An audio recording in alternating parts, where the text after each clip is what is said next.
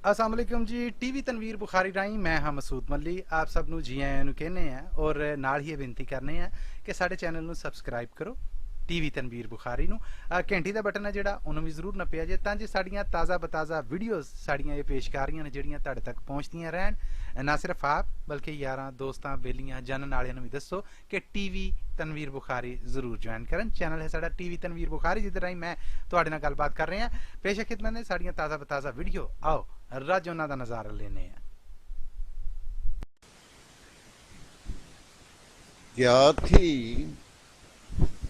क्या थी दिन भर की कमाई, क्या थी दिन भर की कमाई, बस यही 2 रोटियां।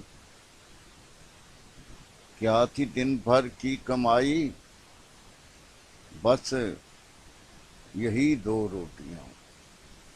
छीन कर नाका पे जो पुलिस वाले खा गए, छीन कर नाका पे जो पुलिस वाले खा गए। क्या थी दिन भर की कमाई, बस यही 2 रोटियां। छीन कर नाका पे जो पुलिस वाले खा गए।